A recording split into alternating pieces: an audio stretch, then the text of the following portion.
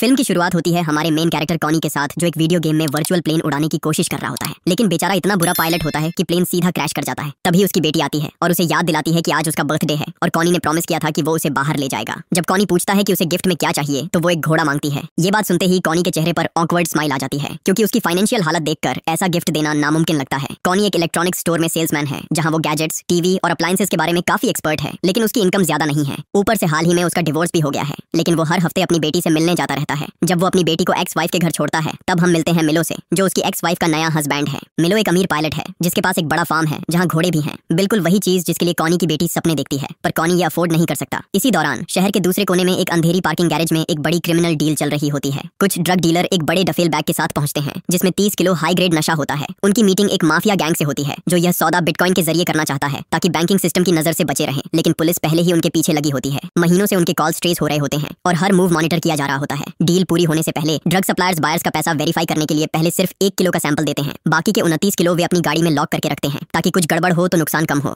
जब police units operation execute करने निकलती हैं तो क्रिमिनल्स को कुछ गलत एहसास हो जाता है। ड्रग सप्लायर्स तुरंत अपनी गाड़ी की तरफ दौड़ते हैं 29 किलो वापस सिक्योर करने के लिए, लेकिन उससे पहले ही अंधेरे से एक अनजान शख्स सामने आता है। वह सीधे ड्राइवर के पास जाता है, एकदम शांत और सटीक तरीके से गोली चलाता है और ड्राइवर वहीं मर जाता है। अगले ही पल पूरे गैरेज में अफरा तफरी मच जाती है। इस हंगामे के बीच वही राजदार शूटर वह बैग उठाता है जिसमें 29 किलो नशा होता है और अपनी कार में रख देता है। उसी वक्त पार्किंग गैरेज में एक आम आदमी भी मौजूद होता है। वह पूरी गोलीबारी और चोरी अपनी आंखों से देखता है। पैनिक के बावजूद वह अपना फोन निकालता है और वीडियो रिकॉर्ड करना शुरू कर देता है। शूटर, जो पहले से ही हाइपर अलर्ट और पैरानॉइड होता है, तुरंत नोटिस कर लेता है कि कोई उसका वीडियो बना रहा है। एक सेकंड में उसे समझ आ जाता है कि अगर यह फुटेज लीक हो गई तो उसका पूरा ऑपरेशन बर्बाद हो जाएगा। वह तुरंत अपनी डायरेक्शन बदलता है और विटनेस के पीछे दौड़ पड़ता है। अब फिल्म का मेन कॉन्फ्लिक्ट शुरू हो चुका है। सीन कट होता है इलेक्ट्रॉनिक्स स्टोर पर, जहां कॉनी अपने कस्टमर को गैजेट्स के बारे में समझा रहा होता है। Technical specifications, audio output, refresh rate, सब कुछ इतनी कॉमनली एक्सप्लेन करता है कि कस्टमर्स जेन्युइनली इंप्रेस्ड होते हैं। स्टोर बंद होने के थोड़ी देर पहले एक डायना नाम की कस्टमर आती है। उसे हेडफोन चाहिए होते हैं। कॉनी उसे एक बेहतर मॉडल सजेस्ट करता है, कहता है कि डेसिबल आउटपुट और साउंड क्वालिटी दोनों सुपीरियर हैं और प्राइस भी अफोर्डेबल है। डायना उसके ऑनेस्ट सजेशन से खुश होती है और वही हेडफोन ले लेती है।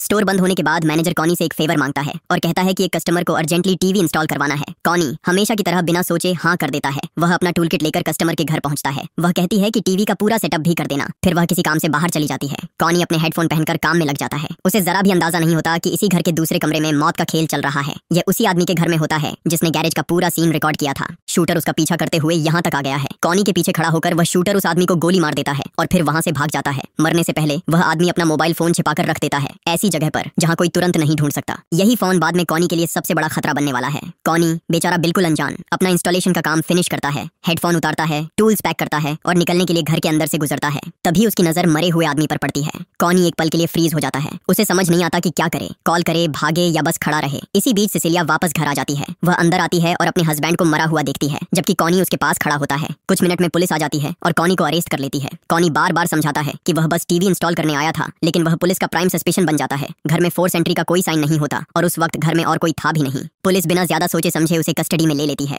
कोर्ट उसके लिए एक पब्लिक डिफेंडर अपॉइंट करता है जो क्लियरली काम के बोझ से परेशान और कॉनी की कहानी पर शक में है। हर प्रूफ कॉनी के खिलाफ जाता है। क्रिमिनल रिकॉर्ड जीरो होने के बावजूद उसे ट्रायल का इंतजार करने के लिए जेल भेज दिया जाता है। उसकी जिंदगी एक पल में पूरी तरह तबाह हो जाती है। कॉनी एक शरीफ आदमी होता है और जेल के झील माहौल में उससे सर्वाइव करना बहुत मुश्किल होता है। कॉनी को लॉन्ड्री की ड्यूटी मिलती है। वहीं उसकी मुलाकात 2 और कैदियों नरेंद्र और मूसा से होती है। दोनों जेल से भागने की एक योजना बना रहे होते हैं। उनका प्लान था वॉशिंग मशीनों के पीछे बने एक टनल के जरिए भागना और किसी पायलट की मदद से देश छोड़ देना। कॉनी चुपकर उनकी बातें ध्यान से सुनता है। धीरे धीरे उसे प्लान की सारी डिटेल्स, जैसे कौन कब निकलेगा, टनल कहाँ तक जाता है और फ्लाइट का शेड्यूल क्या है, सब पता चल जाता है। अपने वकील से मीटिंग के दौरान कॉनी उसे एक इंपॉर्टेंट बात बताता है कि उस मरे हुए आदमी ने मरने से पहले किसी फोन का जिक्र किया था। वकील एविडेंस लॉग चेक करता है पर वहाँ कोई फोन लिस्टेड ही नहीं था। ये सुनकर कॉनी की आखिरी उम्मीद भी खत्म हो जाती है, लेकिन वह फैसला कर लेता है कि वह टनल का इस्तेमाल करके जेल से भागेगा और वह फोन ढूंढ कर लाएगा। लॉन्ड्री रूम में जब कुछ देर के लिए गार्ड नहीं होता, कॉनी मौका देखकर टनल में घुस जाता है। वह तंग अंधेरी टनल में क्रॉल करके आगे बढ़ता है और आखिरकार बाहर निकल आता है। बाहर निकलकर वह कपड़े बदलता है और सीधे सिसिलिया के घर पहुंचता है। वह घर के अंदर हर जगह फोन ढूंढता है लेकिन उसे कुछ नहीं मिलता। तभी सिसिलिया वापस आ जाती है। वह कॉनी को देखकर चौंक जाती है। कॉनी उससे समझाता है कि उसके हस्बैंड ने मरने से पहले फोन का जिक्र किया था और मुझे लगता है उस फोन में कुछ एविडेंस है। वह कहता है कि अगर फोन मिल जाए तो मुझसे संपर्क करना और फिर वह तुरंत टनल के जरिए वापस जेल लौट जाता है, लेकिन वह बहुत गलत समय पर टनल से निकलता है। लॉन्ड्री रूम में नरेंद्र और मूसा मौजूद होते हैं और वे कॉनी को अपने टनल से निकलते हुए देख लेते हैं। दोनों ये देखकर गुस्से से पागल हो जाते हैं। कॉनी बचने के लिए सीधे वॉशिंग मशीन के अंदर घुस जाता है। मूसा बिना समझे मशीन का ढक्कन बंद कर देता है और वॉश साइकिल शुरू कर देता है। कॉनी मशीन मशीन के अंदर घूमने लगता है और उसे सांस लेना मुश्किल होने लगता है। जब कॉनी बेहोशी के करीब होता है तब नरेंद्र मशीन बंद करके उसे बाहर निकाल लेता है। फिर उन्हें कॉनी के कमरे में एक फोटो मिलती है जिसमें कॉनी की एक्स वाइफ अपने नए हस्बैंड के साथ होती है। कॉनी ने उसका चेहरा पहचानने लायक नहीं छोड़ा होता, इसलिए उन्हें लगता है कि कॉनी ही पायलट है और वह उनके एस्केप प्लान में मदद कर सकता है। वे दोनों कॉनी से डील करते हैं कि अगर वह पायलट के तौर पर उनकी मदद करेगा तो वे उसे भी अपने भागने की योजना में शामिल कर लेंगे। कॉनी मजबूरन हाँ बोलता है क्योंकि यह ही उसका एक मौका है अपनी बेगुनाही साबित करने का। दूसरी तरफ सिसिलिया अभी भी फोन ढूंढ रही होती है। एक शाम जब वह थक कर बिस्तर पर लेटी होती है, उसकी नजर सीलिंग के लाइट फिटिंग पर पड़ती है और वहाँ उसे कुछ चीज नजर आती है। वह बिस्तर पर खड़ी होकर देखती है तो उसे वहाँ से एक फोन मिलता है। वह फोन चार्ज पर लगाती है, तभी डिटेक्टिव हेलेना वहाँ आ जाती है। जैसे ही दोनों केस के बारे में बात कर रहे होते हैं, फोन अपने आप टीवी से वायरलेस कनेक्ट हो जाता है और उस दिन की वीडियो चलने लगती है। वीडियो में जो शूटर होता है वह असल में हेलेना निकलती है, लेकिन जैसे ही हेलेना पलट कर टीवी की तरफ देखती है, स्क्रीन पर उसके परिवार की तस्वीरें चलने लगती हैं। सिसिलिया मोबाइल के बारे में हेलेना को कुछ नहीं बताती। जैसे ही हेलेना वहाँ से जाती है, सिसिलिया तुरंत कॉनी से संपर्क करती है और उसे पूरा सच बता देती है। ये सुनते ही कॉनी फैसला कर लेता है कि वह अपनी बेगुनाही के साथ साथ पुलिस डिपार्टमेंट का असली चेहरा भी सबके सामने लाएगा। इधर नरेंद्र और मूसा का एस्केप प्लान भी समय से पहले एक्टिवेट हो जाता है। तीनों टनल के जरिए भागने की कोशिश करते हैं, लेकिन इस बार सिक्योरिटी सिस्टम उन्हें पहले ही डिटेक्ट कर लेता है। पूरे शहर में अलर्ट जारी हो जाता है। सेसिलिया किसी तरह वीडियो एविडेंस कॉनी तक पहुंचा देती है, लेकिन हेलेना उन्हें ट्रैक कर लेती है और पुलिस की गाड़ी में उनका पीछा करने लगती है। तभी मूसा गोली चलाकर उसकी गाड़ी का टायर उड़ा देता है। इससे वह वहां से सेफली बचकर निकल जाता है और सीधा एयरपोर्ट तक पहुंचता है। हेलेना कॉल करके डिपार्टमेंट से बैकअप मंगवाती है। उधर कॉनी प्लेन के कॉकपिट में चला जाता है, लेकिन उसे जहाज चलाना बिल्कुल नहीं आता। घबराकर वह प्लेन की विंडो से छलांग लगा देता है और एयरपोर्ट की तरफ भाग जाता है। वहाँ हम डायना को देखते हैं, वही हेडफोन वाली कस्टमर। पता चलता है कि वह असल में एक अंडरकवर कॉप है और हेलेना की जूनियर है, लेकिन उसे पूरा यकीन होता है कि कॉनी बेगुनाह है। इसी दौरान हेलेना एयरपोर्ट पर कॉनी को देख लेती है और सीधा उस पर गोली चला देती है। गोली लगने से कॉनी जख्मी हो जाता है और उसे अस्पताल में शिफ्ट कर दिया जाता है। हेलेना अपने पुलिस एक्सेस का फायदा उठाकर अस्पताल के रूम में घुस जाती है और कॉनी को इंजेक्शन देकर मारने की कोशिश करती है, पर डायना वक्त पर पहुंच जाती है। उसकी आवाज सुनते ही हेलेना छुप जाती है। डायना अंदर आती है और कॉनी के हाथ पर जहरीला इंजेक्शन देखकर सब समझ जाती है।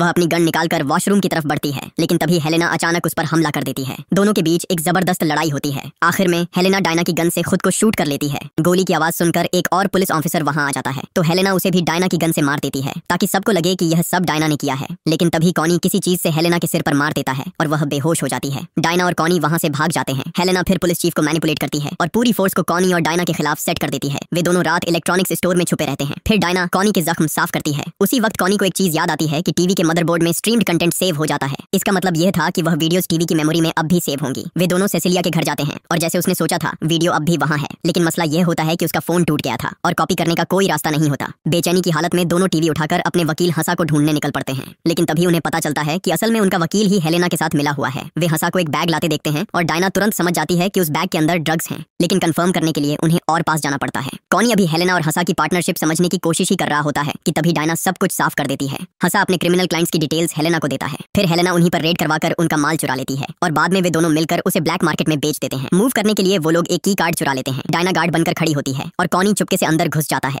थोड़ा आगे जाकर वो देखता है कि एक बड़ी डील चल रही है बड़े ड्रग डीलर्स के साथ। दोनों टीवी खींचते हुए फ्रंट डेस्क तक ले जाते हैं। वहां से वो जानबूझकर पुलिस को कॉल करते हैं। इधर पुलिस चीफ हेलेना को कॉल करता है और रेड के बारे में बताता है। मीटिंग के बीच में हेलेना एक कॉल उठाती है जिसमें चीफ कहता है कि वह कॉनी के पीछे जा रहा है। ये सुनते ही हेलेना घबरा जाती है और तुरंत कहती है कि वह खुद वहां आ रही है। कुछ देर बाद वह मीटिंग छोड़कर सीधे बाहर निकल जाती है। बाहर वह पुलिस से मिलती है और उन्हें गलत दिशा में भेज देती है, लेकिन तभी जोसेफ पीछे से आ जाता है और डायना को मौका मिल जाता है उसे टीवी हैंडओवर करने का। लेकिन जैसे ही एलिवेटर खुलता है, मूसी निकलता है और बिना चेतावनी दिए सीधे गोली चला देता है। स्क्रीन रेलिंग से टकराकर टूट जाती है। मूसी गुस्से से पागल हो जाता है क्योंकि कॉनी ने उसका पैसा बर्बाद कर दिया था। हेलेना का पुलिस को डील से दूर ले जाने का प्लान फेल हो जाता है जब एक पुलिस वाला दूर से कॉनी को देख लेता है और उसकी तरफ बढ़ जाता है। इसी बीच हस्सा ऊपर अपनी डील खत्म करके नीचे आ रहा होता है। उसे नीचे के हंगामे का कोई अंदाजा नहीं होता। कॉनी सीधे उसके पीछे भागता है। डायना को पुलिस पकड़ लेती है और चीफ फिर उसे झूठी समझकर उसके खिलाफ हो जाता है। कॉनी आखिर हस्सा को पकड़ लेता है और उसे जमीन पर गिरा देता है, लेकिन जैसे ही हस्सा गन निकालता है कॉनी जम जाता है और पीछे हट जाता है। हस्सा मुस्कुराता है, कैश का बैग उठाता है और निकलने ही वाला होता है कि तभी पुलिस पहुंच जाती है और उसे पकड़ लेती है।